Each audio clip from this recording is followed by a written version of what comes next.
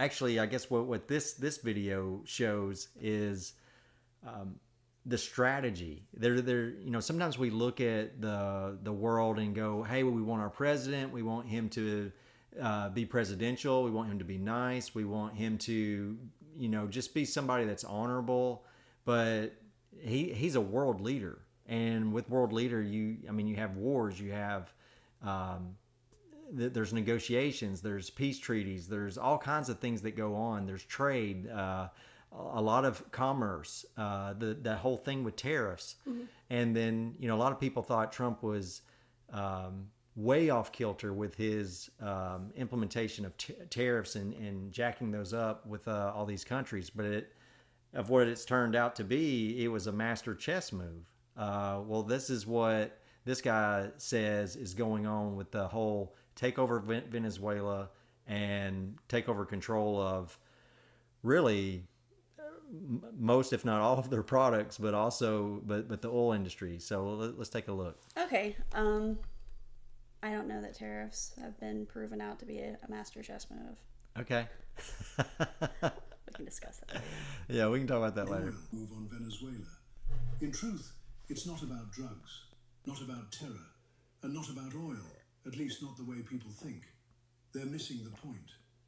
Venezuela sits on the largest oil reserves on Earth, over 300 billion barrels, worth nearly $17 trillion. But here's the twist. The United States doesn't need that oil. China does. China buys nearly 90% of Venezuela's crude, almost all of Iran's oil, and a massive share of Russia's exports. Can I tell you something? Conspiracy theory? Oh, yeah, I love conspiracy theories. Load me up.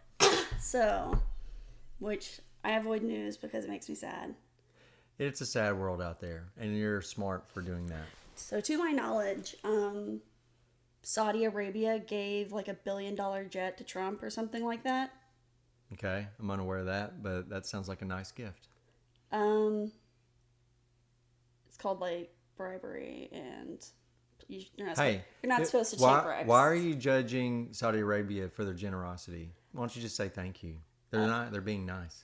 Well, some would say, and also I think it's Saudi Arabia and Trump's son-in-law. Okay. What's his name? He has Ivanka Trump's guy. Yeah. Jared Kushner. Okay. I barely got it out of my head. Okay. He's actually like on the board with certain companies in Saudi Arabia, and they are buying media properties in the United States. One of them is EA Games, which I play The Sims. EA Sports. It's in the game. I do EA Games. Challenge everything. I don't do sports. I don't do the sports ball. I'm really impressed with that impersonation I just did. You did pretty good. It was pretty spot on. Solid. I have not even practiced that.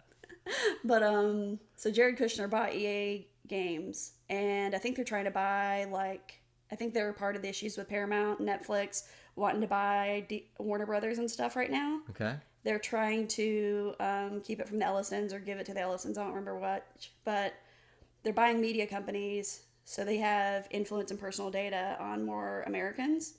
And with the affiliations with Saudi Arabia and oil, us picking on Venezuela out of nowhere and then taking over, doing a regime change, and then claiming the oil would take a lot of the competition away from Saudi Arabia, and either we keep it or they keep it.